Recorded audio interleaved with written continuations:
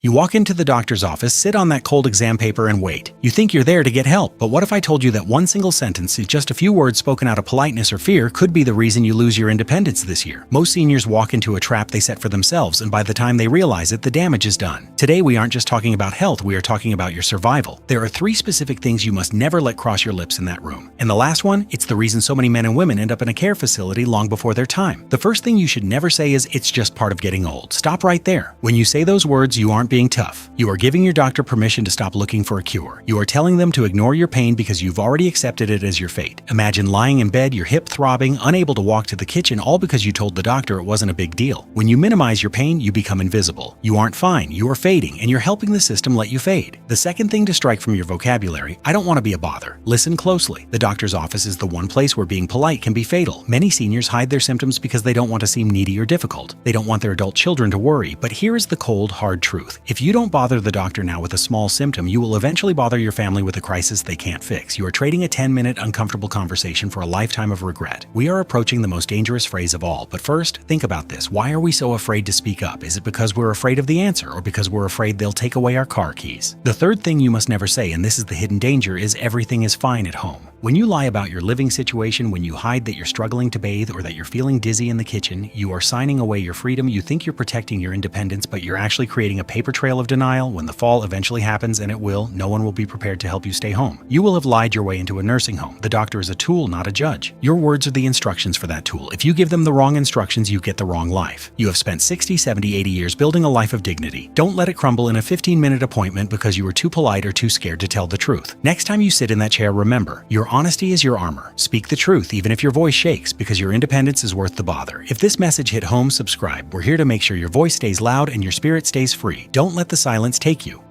So here is my final advice to you, not as a patient, but as a person who has earned the right to be heard. The next time you sit in that doctor's office, I want you to look at your hands, look at the lines on your palms and the stories in your skin. You have spent decades surviving, building, and protecting those you love. Why would you stop protecting yourself now? When the doctor asks how you are, do not give the polite answer. Politeness is for strangers on the street. The truth is for the person holding your future in their hands. If you are struggling to stand up from your chair, say it. If the stairs at home feel like a mountain, say it. If you are scared, say it. We often stay quiet because we are afraid of losing our independence. But the greatest irony of aging is this. The more you hide, the faster you lose your freedom. By speaking up today, you aren't showing weakness. You are showing the ultimate strength. You are taking command. Don't let your story be written by a doctor who only knows half of the facts. Don't let your legacy end in a room where you were too polite to speak your truth. Speak up, speak clearly. And remember, your honesty is the only armor that can truly protect the life you've worked so hard to build. You aren't a bother, you are a survivor. Stay strong, stay honest, and stay free.